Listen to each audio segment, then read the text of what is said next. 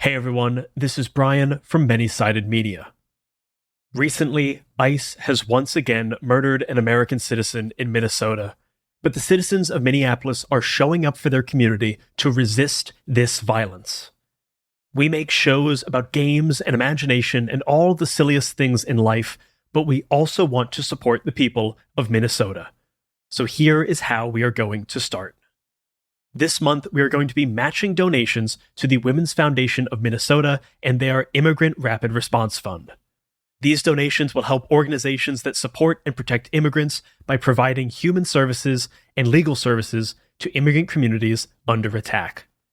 We are matching all donations up to $500, so if you send us a receipt or proof of donation on social media or by email to manysidedmedia@gmail.com, we will match your donation in kind.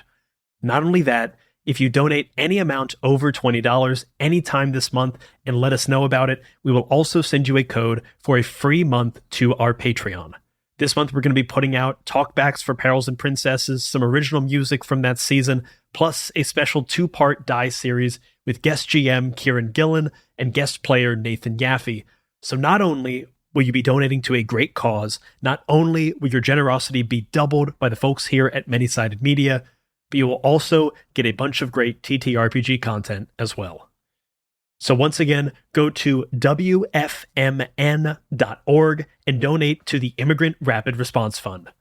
Let us know that you did, and we will match your donation and send you a free month of our Patreon. While times right now may feel dark, remember that individually, things may seem hopeless, but united as a community, we can make great change. So just do one thing every day. That's really all I'm trying to do. Just one thing. Maybe it's this, maybe it's volunteering in your community, meeting your neighbors, going to a protest, signing a petition, or finding some other way to get involved in your community. Every step that we make towards a better tomorrow is frustratingly imperceptible. But if we just keep making them, then one day we may actually find ourselves in that better future that we all hoped for. And with that, enjoy the show. Hey, Elliot. Hey, Brian. What's the talk of the table?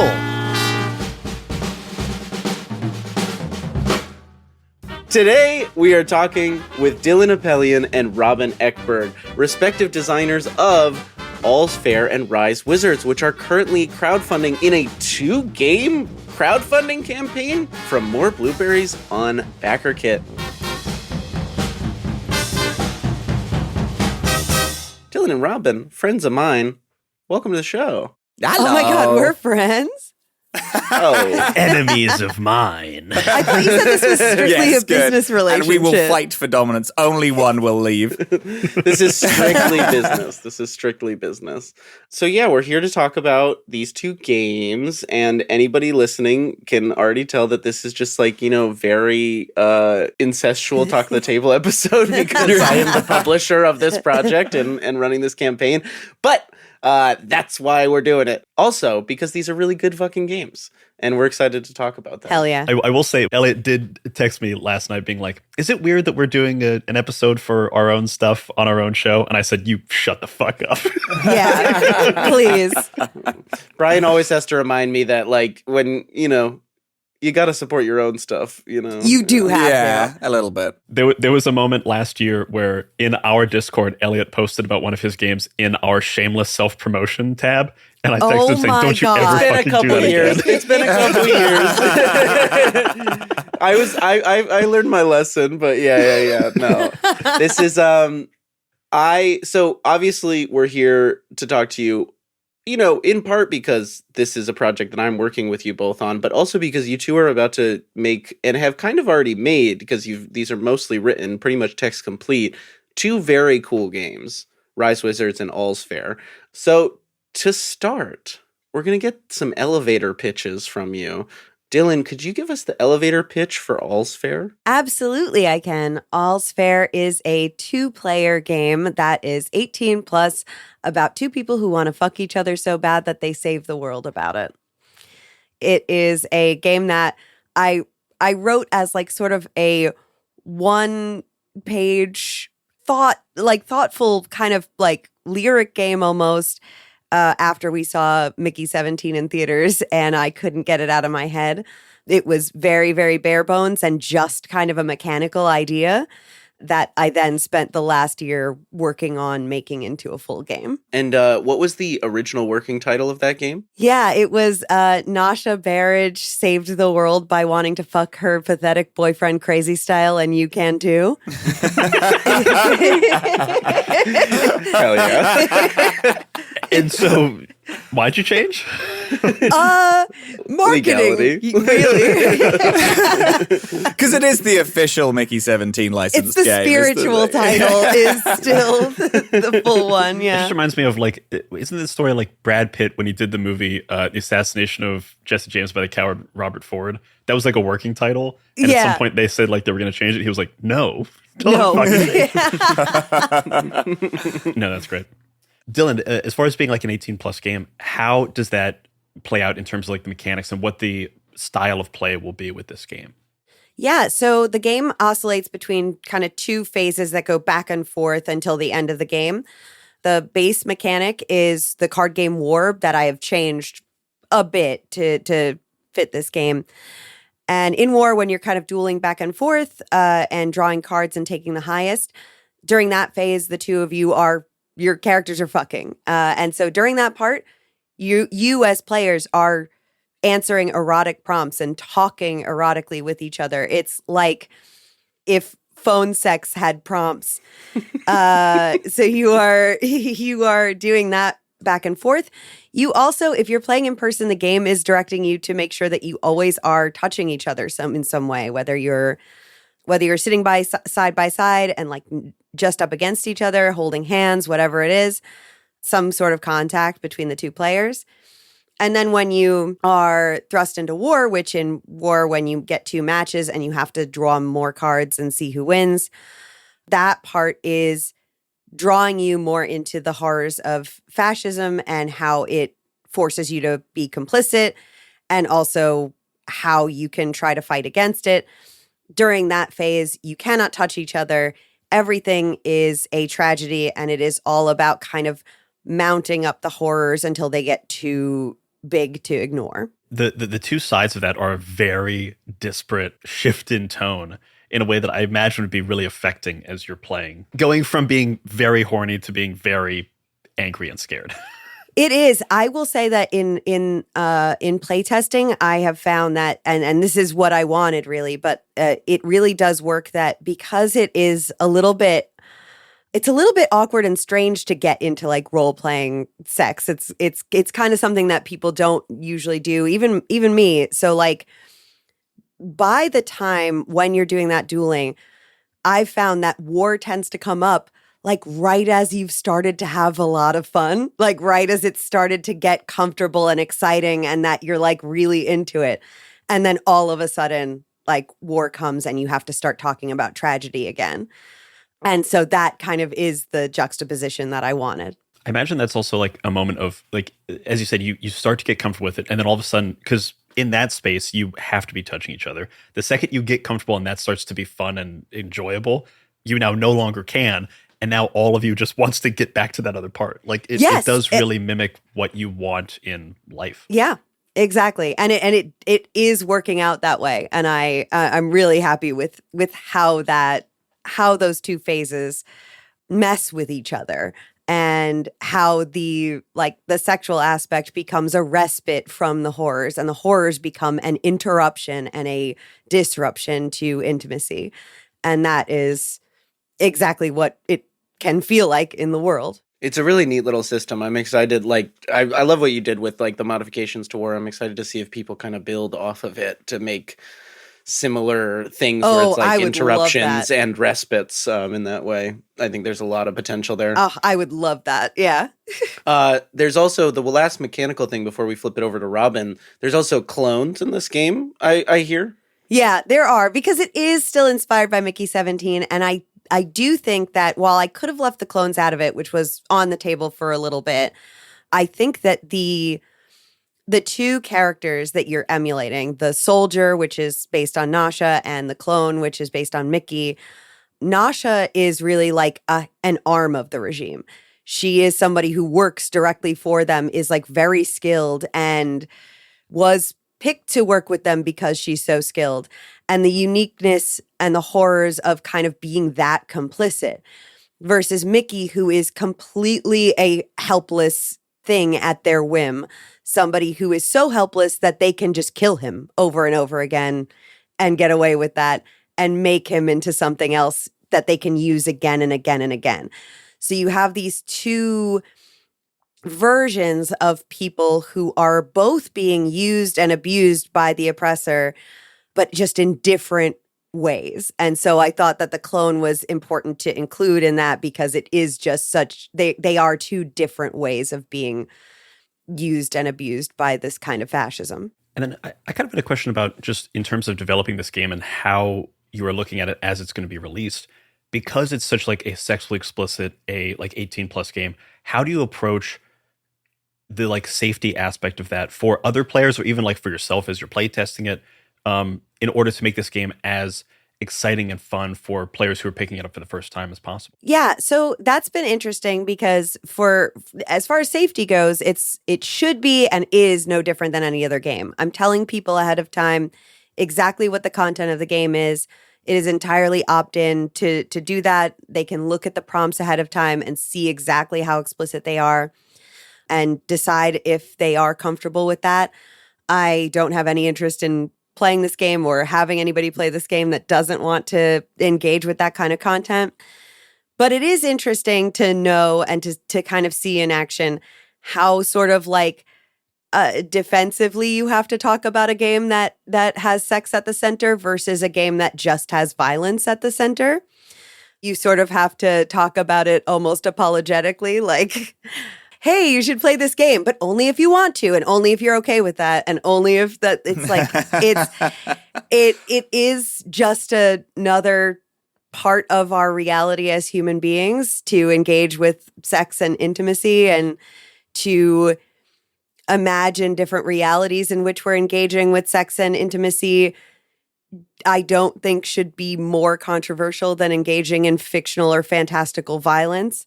But it definitely does add a bit of a complication because in the world, we do have a little bit more stigma around sex than we do violence, unfortunately. So it does change the way you talk about it a little bit. I do try to be extra explicit about what is in this game so that there's no chance that anyone is surprised by the content. And I am encouraging people to play it, but I would encourage people who have not engaged with a game like this to try it with somebody that they either already have a level of intimacy with or already have some sort of closeness with before they tried engaging with it with somebody that they weren't. Yeah, it does say a lot about us as a society that we just kind of assume that folks are like, yeah, you're okay with slaying a dragon and killing people, but like, let's be extra careful with maybe talking a little dirty. Yeah. And even more violent things. Like I think about like, and I mean, we could talk about this a bit more when it gets into marketing, but some of the things that we've considered, like, you know, having to add the NSFW tag to the campaign page and like the decision on whether that was necessary or not and reaching out to trust and safety. And it's like, and those thoughts that wouldn't occur to me if I had like, you know, a heavy metal violent scene on the cover. Right. And you know, wondering if payment processors are going to give us a hard time given what has happened in this past year. Yeah. Yeah. Sure. Oh, wow. I hadn't really considered that. Yeah. Yeah. I'm just gonna pretend that that's not ever gonna happen, and they're gonna just let it. They're gonna be okay with it. Well, I want to turn it over to you, Robyn, before we get into some of the campaign stuff. Could you give us the pitch for Rise Wizards? I love going after Dillin because Dillin's game is like, it's all philosophical and it's about intimacy and love and the rise of fascism and how it mirrors our day to day. And I'm like, my game's about wizards. So Rise Wizards is a dice stacking world builder where everyone is playing wizards and you're stacking dice, the full 7 set of polyhedrals, building your towers and then answering prompts as to what the wizards are building, what rooms they're building, what they're doing in those rooms, and then also what they're seeing up on the horizon. You're trying to gather enough magic to destroy this monolith that everyone builds at the start, which kind of frames the world around you. Yeah, it's one that through all playtesting, the setting. So the monolith was a thing that I don't even know where it kind of came from. It was just something I just love a monolith is the thing. And then maybe it's because I started making this game post Expedition 33 and I was like, I kind of need a monolith in all the things that I do now. Everything needs a monolith. Everything needs a monolith that you can see from wherever you are in the world. That's the coolest thing ever. But it's fun. I wanted it to be like a very tactile game. So I wanted like physically stacking dice and drawing on a map. I wanted the monolith to be like an actual physical piece in the center of the table. I know when Elliot was first telling me about this game a couple of months ago, the idea that first got me really excited was like stacking dice on top of each other and like trying to build this tall tower, but like also the mechanics of how like when that tower falls and like the way the dice land, how that can influence like the map making of the world. Can you talk a little bit more about like, what the play of this looks like as you go through an entire session? So it goes around the table, whoever's turn it is, they pick the next dice that they want to build in their tower. Each dice corresponds with a different room, and also each room has a different kind of theme as to what that room will do. So, for example, there's an observatory which is interacting with the different wizards at the table. There is like the D20 is secrets about the world, so you're not drawing on the map, but you are creating lore about things that have happened to either your wizard or just the world at large. And then there's also other things like you're explicitly drawing on the map and you're creating biomes and you're changing the flora and fauna of the world. As you're building your tower, if any tower falls, then your wizard dies in their search and hunt for this magic to destroy the monolith. And then after the second tower falls, then that becomes the last round of the game, and the game starts to wind down. But the fall, as you said, which is this whole section of the game, when someone's tower falls, you draw kind of where each room fell on the map. And then it's kind of this play of everyone's having fun, like building up the world, and then it's like, my wizard is this powerful, and my wizard could do this because they can kind of do anything that they want because they're one of the only wizards in the world. And if they're not one of the only wizards in the world, they're definitely one of the most powerful and best. And then after it falls, it is, okay, so what does the hubris of your magic look like? How is the world now not necessarily destroyed, but definitely heavily affected in the fall and the post of all of your wizard's hubris? Yeah, it's great to win in this game, but like in playtesting, I loved the wizard tower falling. That was some of the most fun of like checking where it landed, what happened. And then like there is like, I think there was a whole thing, one of the prompts is like my library or my observatory fell, and it was like many years later a museum opens based on an artifact that like got lodged here, you know, from your wizard tower. Just like it's like these kind of like, you know, generational like world altering impacts that are very fun. Yeah, there was a thing where I couldn't decide if I wanted it to be after either. So also, you mentioned the winning. When you put all 7 dice in your tower, this monolith that kind of is the center of the world and isn't even necessarily a bad thing. It just is a thing that influences the world. When you hit 7, you answer a prompt of the monolith speaks directly to you and tells you the reason why it's there and why it's important that it stands. And your wizard can then decide to destroy the monolith and become the new monolith, reframing context of the world. And then if anyone else hits 7 dice, then the wizard duels start where everyone is like, no, I'm as powerful as I can be. I'm going to win this. And you can then decide, you can have your wizard decide to just walk out of their tower and like collapse the magic in it. They can destroy the tower themselves, or they can say, no, I'm going to take over. And it does feel fun to to both get to the point where you like I've had I think 2 of my playtests I've had the 7 dice stacked up in my tower, and one of them was this great like the monolith ended up being a person who has now grown and bloated by so much magic that they are now trapped in the world. But we discovered through the course of play that it was just a full rotting corpse that was killing the world, and one of us wizards had to be the thing to replace it. So it turned this thing of like, oh, we're just wizards doing hubris to, oh, now we're wizards doing a self-sacrifice, and now we're both dueling, and you duel by just a simple roll-off. But yeah, it a lot of different fun weird things can happen with it. I have played the game 3 times now, I think, maybe 4. And I've had wizards die. I've had wizards live. I have yet to have a 7-room tall tower. I've yet to have a wizard get to that level where they can compete for the crown. For the crown, yeah. Yeah. Can I pitch you an alternate dueling rule? Would love. 2 towers get to 7. You stand 5 feet back and you take your D4s and you take turns throwing them at the other person's tower. First one to knock over the tower wins. Damn, I actually love that like crazy. I'm going to write that in my notes immediately. That goes crazy. That goes crazy. Well, so it's funny. Dillin just mentioned like not seeing a tower get to 7 in his playtest, or not having his tower, and that's because this dice stacking is hard. Yeah. Like, because you're not just putting die on top of die on top of die. Can you tell us how the dice stacking works? Yeah. So the first room is always the D4, which is the kind of house that your wizard lives in, because I just feel like that looks the most like a house. And also it was like the D4 either needs to be the first or last dice. It can't be anywhere in the middle. So the way that you stack is that everyone rolls the D4. They decide where their wizard lives before all this happens, and then you pick up your tower and you place the dice that you're building in the new room underneath it. So you're kind of building it from the bottom, raising up. Yeah. So makes it way harder.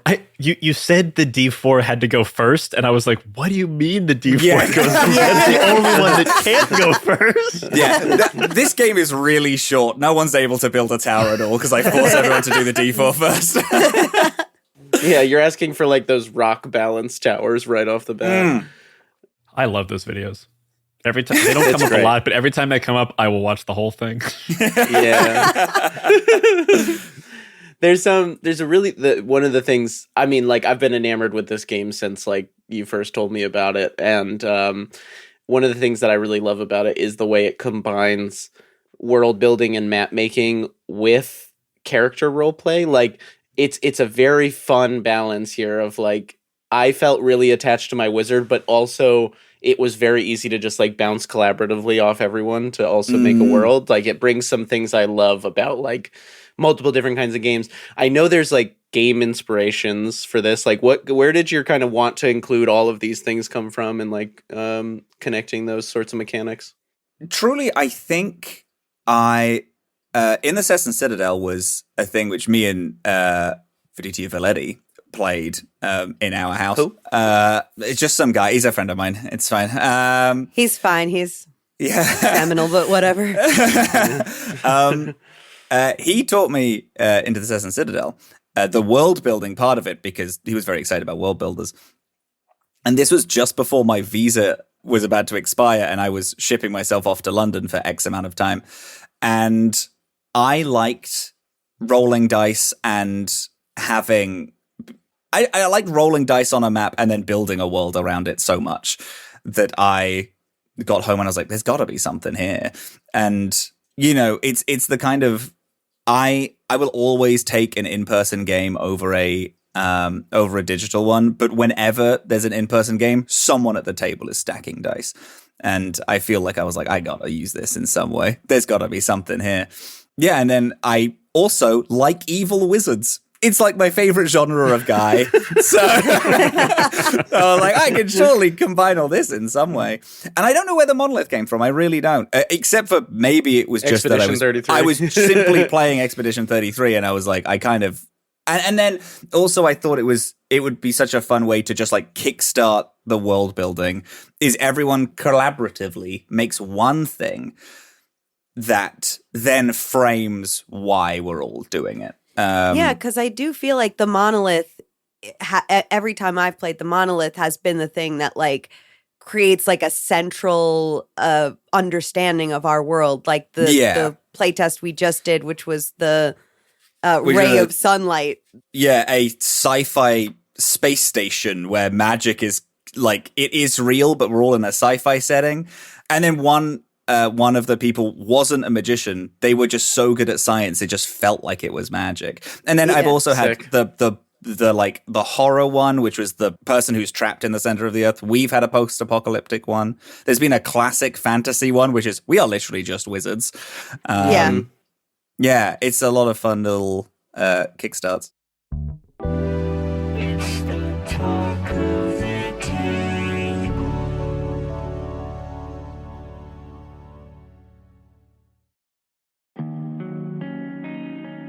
The Eternal Ruins is a new TTRPG based on the fantasy world building of artist Sam Carr. The Eternal Ruins are a vast and endless collection of corridors, chasms, towers, and gardens. In the Eternal Ruins, you will play as newly awakened wanderers, stone statues hatched to life as children, seeking solace and hope in the bright places of the ruins, safe from the despair that the darker, more hostile corners might hold. Inspired by games like Eco, Hollow Knight, and Zelda Breath of the Wild, The Eternal Ruins explores themes of spirits and demons, hope and despair, exploration, and identity. Based off the award-winning Wild Words engine by Felix Isaacs that is used to power one of our favorite games, The Wild Sea. Explore The Eternal Ruins on YouTube and back the game on Kickstarter, starting January 27th.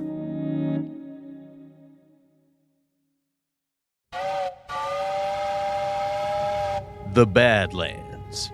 Legend has it that beneath the dust, something old and powerful still whispers to any gunslinger foolish enough to listen. One day, aboard a doomed train into the wastes, 3 unlucky travelers hear that call. A runaway socialite, a shape-shifting bounty hunter, and a retired thief turned family man. Will our outcasts find what they're looking for? I mean, we're already here, let's have a little fun. You really went in there, guns blazing. I thought that was the plan. My potions are miraculous. I thought we were being quiet. Oh, Stump only has 1 volume, sorry. Wild roses grow out of his mouth, having filled his lungs. What's happening out there? Violence! Find out on Mage Hand High Five. I want to drill on this point for both of your games, actually, because I think that someone would be forgiven for looking at these and being like, okay, well, that one's classic fantasy and that one's sci-fi every time. But they're both pretty genre agnostic. Yeah, absolutely. So maybe flip it back to you, Dillin. Can you talk about like how All's Fair can be taken out of the like kind of typical Mickey 17 sci-fi Absolutely. vibe? Right at the beginning, there is a kind of collaborative world building process between the 2 players. And I give a lot of different suggestions. Fascism can take the lead in many forms, like how it's being implemented and in what way it's being implemented. Is it being driven by like a religious fervor? Is it being driven by some sort of like magical want, like which could be in a world like one of the many that Robyn just described, where like these wizards are vying for ultimate power and then people get hurt and used in the process? Is it science fiction where it is like a warring empire? Is it modern day, like what we are living through right now in many places, in many ways? And so it gives a lot of different suggestions, but it is very open-ended. The prompts do not, when you get to the war and the part where you are facing the horrors of fascism, none of the prompts lead you to, none of them mention types of weaponry or types of inventions or things that are implemented. The prompts kind of let you decide what is being used to create these things. The outcomes are all the same, people are being used, people are being hurt, people are being dehumanized by either way of martyrdom or by, being diminished and disposable. Those are all the outcomes of this, and they can take forms and be done in many different ways. So it can be in any kind of genre. I'm really imagining for some reason, when you were talking about the possible settings, I started imagining playing like a beehive setting or something where you're like 2 worker bees or something like that. Just like the movie Ants. Actually, No. that's the No, movie. not like Ants you at all, play actually. Oh, sorry, A Bug's Life. The There we better go. Ants. Thank you. The better Yeah. one. Yeah, good. No, Ants, the Woody Allen vehicle. No, Dylan loves ants so deeply, and I'm sick of it. Look, when I was a kid, I saw Ants first, and then I saw Bug's Life, and I was like, this is just ants. So it's just, it's the one I I'm saw gonna start first. swinging. This is the end of our friendship now. Campaign's off. That's it. I was going to say the real thing that you can do with the fact that both of our games are partnered together is you can play a game of Rise Wizards, and then when the Wizard Duel happens and it becomes the Wizard Wars, you can then switch over to 2 warriors in All's Fair fighting the You really fascism of could. the wizards, and then the outcome of All's Fair determines who wins the Wizard Duel. I would even say you could play a full game of Rise Wizards, because once you're done with Rise Wizards, you are left with a world that is extremely lived in, because you have both like the world's creation, you have you have this whole you have map battles and everything like this. cities built, Battles, and- history, cities. You have warring factions. You have like neighborhoods that have been risen and destroyed. All of that. And you know who's left standing in power. You finish that game, you could use that setting and play All's Fair in it for sure. I'm really just trying to make a daisy chain of games as I publish, where it's gonna, like, you make an Alanwan's Magic world, you play Rise Wizards in it to change the world, and then you play All's Fair to tell like an intimate story. And then a time one of you traveler get in bitten. Project Echo travels through the history of that land. And then one of you gets infected, and then you play the time we have. That's what we Yes. have. Yeah. Yes. And then the infection, then you flash forward and everyone's all infected, and then you play Abominations. Oh, we're wow, doing all the it. way back to Oh, we're the All the way beginning. to Abominations. Yeah. This is the next big hit AP, I think. Yeah. Is the More Blueberries game catalog run? Yeah. Yeah, that's where we separate More and Blueberries, and it's More Blueberries on this podcast. Yeah. I'm trying to come up with a pun on daisy chainmail. Is that a thing? It's almost a thing. It's Oh, almost I like a thing. it. It's almost I think if you had come in with it with more confidence, we might have been on board. Guys, I've got a name for this podcast, okay? It's it's podcast we're going to be playing games, and then those games are going to feed into other games. We're going to go through the entire More Blueberries catalog, and it's called, get this, Daisy Chainmail. Whoa! Oh, wow. Right? good. 'Cause- God. and it's like historical, because Chainmail was like one of the original, role-playing games. So it's like a deep cut, but also it's kind of a pun, Okay. like band name type thing. Outstanding. Good. Nice. Daisy Good job. Chainmail. Daisy Chainmail. Oh no, Daisy we got chain. it. Oh, Yeah. that's good. I did Because I explained it to you. It's actually it's Abby and Maya's favorite joke. One of us will like explain something. They'll be like, "No, I get it." I go, "Yeah, because I explained it to you." And we say that back and forth to each other once a day, and it's great. Really good. So this is the first episode in our Zine Month series on Talk of the Table, and we're doing this because there's a bunch of great crowdfundings happening during Zine Month, and so I want to kind of pivot the conversation over into the like crowdfunding aspect of these two games.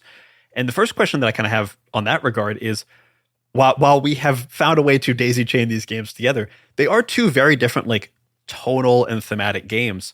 Was there a reason you guys chose to do them together as like a shared crowdfunding campaign rather than separate crowdfunders on their own? Yes, because Elliot said so.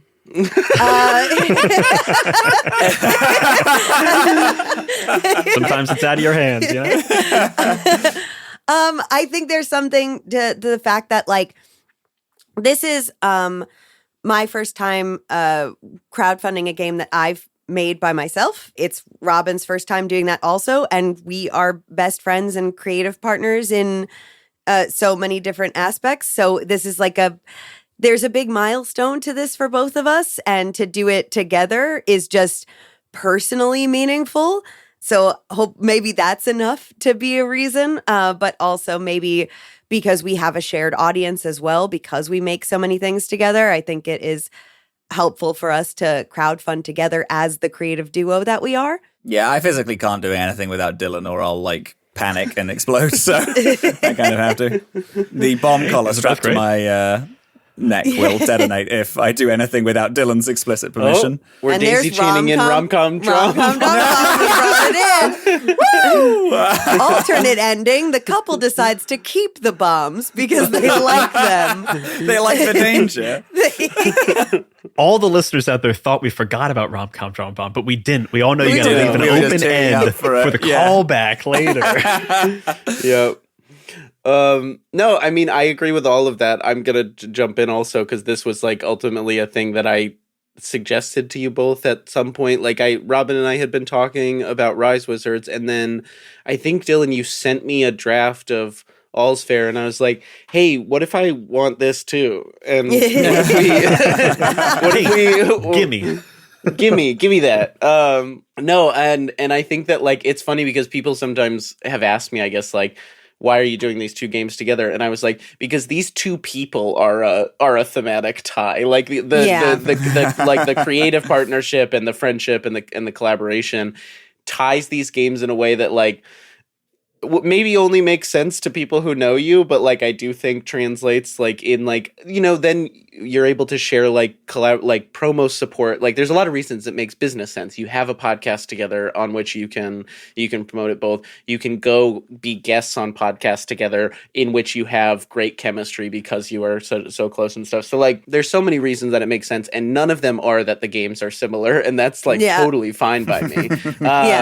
It's just like I also like I've watched to talk business a bit, like watching Tyler Crumrine from Possible Worlds do 2 now multi-game crowdfunders to success that are pretty distinct games every time in those mix, and like finding success with that I thought was like a really good model that I wanted to replicate, and especially with like something like very attainable to print and low pressure relatively production wise like zines. I do love you tossing it back to Tyler Crumrine, because the model of having like multiple things that are disparate in terms of like themes and style and tone together in one crowdfunding campaign has been interesting to see that start to crop up a little bit more here and there.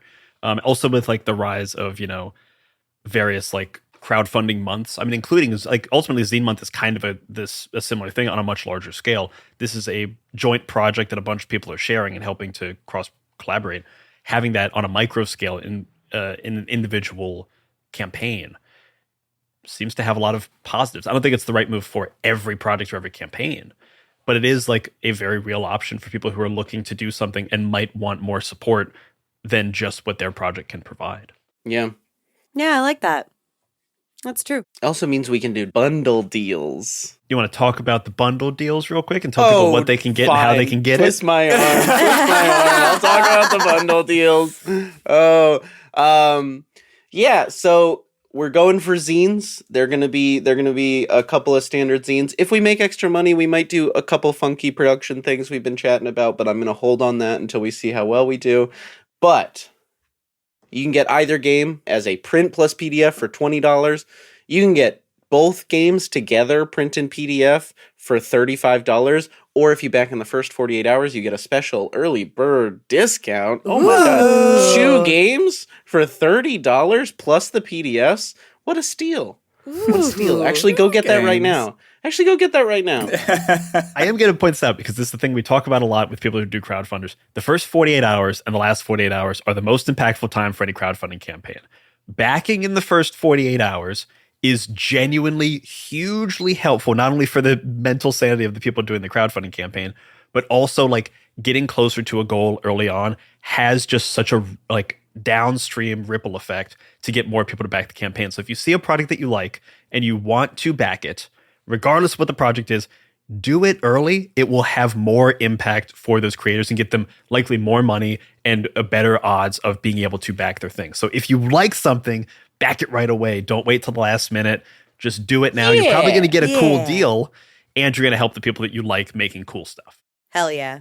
I mean, that was the big thing behind the idea behind the early bird bundle deal, was just like, hey, you're here helping us with a like good launch because of the economies of scale that I've been able to get out of like, we're going to print 1,000 of each book, of each zine. Sorry, I don't make zines, so I'm used to just saying book, but these are going to be zines. They're going to be zines, Brian, I promise. Listen, eagerly our listeners will remember last year when Elliot said, I kind of just only want to make zines, and then immediately made a box game. Yeah. You'll notice I'm wearing them down. But no, because of like the stage the business is at, because of doing 2 games at a pretty big, not a pretty big, but like, the step outside of small print run, we can offer a little bit of a bargain for folks. But I'm yapping a lot about this campaign. Dillin and Robyn, you're doing a bunch of fun stuff throughout the campaign. Like, do you want to talk about what's going on over the month? People can look out for you in different places. Yeah, I will say that the first thing happening kind of soon, you can probably already watch our playtest of Rise Wizards in video format on the One Shot Podcast, YouTube, and Twitch backlog. Which the map for that is hilarious and the insane. map for that it's is very good. So sick. It was so hard to do because again, I made this game being very tactile and in person, and then I had to make a bunch of digital rules because I was like, most people are going to play digitally, but I was like, ooh, this is tough and challenging. So it was truly the first playtest of doing it as an online game. So it's an interesting watch, definitely. Yeah, which worked very well. And then the podcast version of that will be out as soon as the week of the 9th on the One Shot Podcast feed. So Rise Wizards, at the very least, is going to be featured on One Shot, both visually and as an audio podcast. All's Fair, you will probably hear a little bit about it on One Shot. We are working on something there.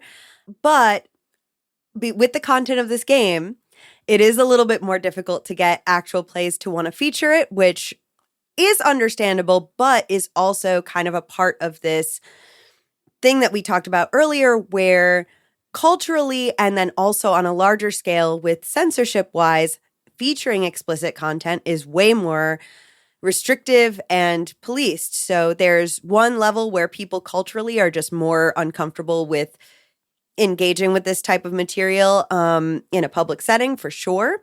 But then there's also the aspect of people who might want to feature it. If they put it on their regular podcast feed, will they risk demonetization? Will they risk having their podcast reduced in algorithms? Will they have their posts about it suppressed? There are all sorts of things that really ultimately do tie into the fact that what this game is about is that fascism and fascist aspects of life and government do, among many other things, seek to control intimacy and how we express that, whether it is making sure that the only way you can express intimacy is within very specific, rigid confines, or between the right kinds of people, et cetera, and in the right contexts determined by whoever is the voice of power. So this game is about trying to break free of that notion and to just engage in intimacy for the sake of it, for the joys that it brings alone, and also in opposition to how they want you to experience it. And so you might not hear many actual plays that feature All's Fair, but I will be screaming about it from my little angry corner of the internet, so you can look there. When we first launched the pre-save, Dillin was staying with me for a week, and multiple times a day we had okay, so I've reached out to a few people. They're excited to play Rise Wizards. Unfortunately, it doesn't look like they're going to be playing All's Fair. And we're like, yeah, this next bit you are welcome to cut out. But we were like, This is great. We joked about making a pro-fascist version of the game where you aren't intimate and you instead there's no intimacy. listen to you just listen and you just like you hold hands and look longingly at each other and then no more. The game is just redacted text. There's almost no text that's readable. Yeah. Damn. This is just a good invitation for like some great OnlyFans actual play creators to really dive in and do this. Oh my God. Brian, when I tell you that this was like my dream promo collaboration for the campaign, and I think we're still talking to some people, but like the first actual play on OnlyFans, I think would go fucking crazy. Yeah, it would be awesome. So sick. It'd be so sick. So if any online sex workers are listening that find that interesting, like, please do reach out. That would be sick. Hell yeah. But it's interesting, Dillin, what like you're it's funny because I only once or twice had this feeling. I had this feeling a couple times after starting working on this where I was like, oh no, am I putting like the business at risk by publishing like such an explicit game? And I think no, ultimately. But like that's kind of the world we live in. Yeah. Of like, you know, the way itch creators have gotten demonetized. And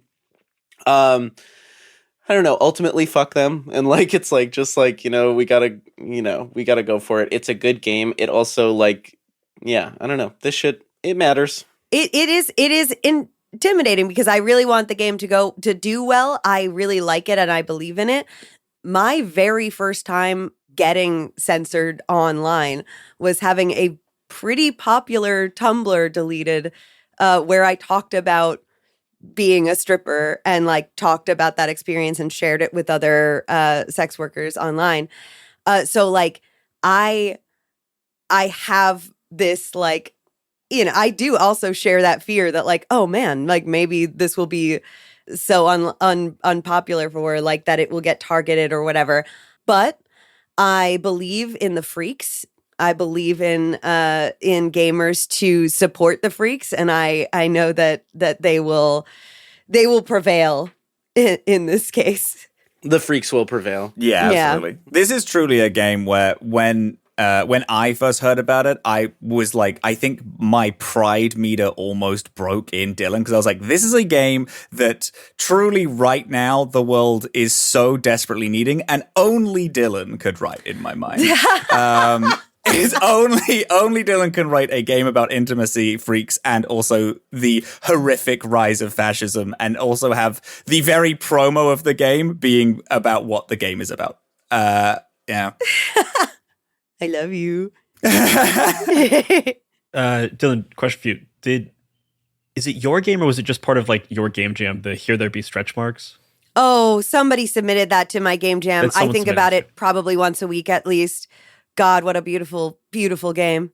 I love that game. And like just the idea of, if anyone who doesn't know, this is like a 1-page or like a super, not even a 1-page, it's like a business card game where the idea is you are, Dillin, you could probably explain this better. Yeah, by Finny Flame. It's on itch. Here There Be Stretch Marks. It is a map making game where you create a world and its history by tracing the imperfections on your partner's body. Kill me. It's so good. I can't. It's just beautiful. I made a game jam where I wanted people to try to create games that would also make good tattoos, because I'm so sick of the only tattoo idea for gamers to be a polyhedral dice set. Yeah.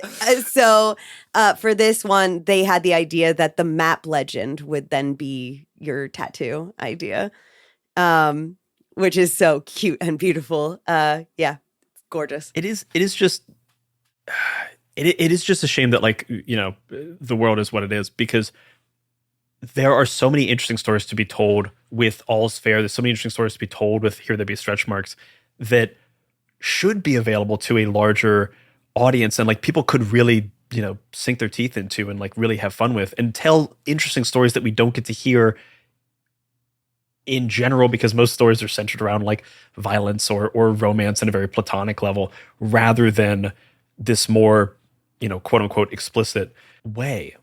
I don't think I have a thought. It is just like a shame when I hear about like this game or when I hear about Here There Be Stretch Marks, and I'm like, I don't know if I'll ever play that. And because there isn't a way to like experience it in like an actual play form, I may never get to see it. And that is a shame. It's funny what you said before, Robyn, where you were like, this is a game that needs to exist and one Dillin only could write.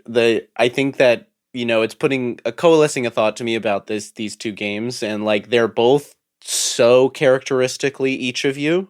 Like, like if you had to like pull the essence of each of you and put it into a game design, these feel like those two games. And so I think that is ultimately why they work so well, is because your two, core essences work well together. And I think those core essences are in these games. Yeah. Aw. Buy our essences. Buy our essence. Yes. If you buy enough, you can have a piece You can have of one each of of their us. You soul. can 3D print us if you buy enough of the games, yeah. Yeah. Elliot, since you are running this partner campaign, I want to throw it to you. Can you let people know where they can back this campaign, when they can back it, and what your goal is, and if you have any stretch goals laid out?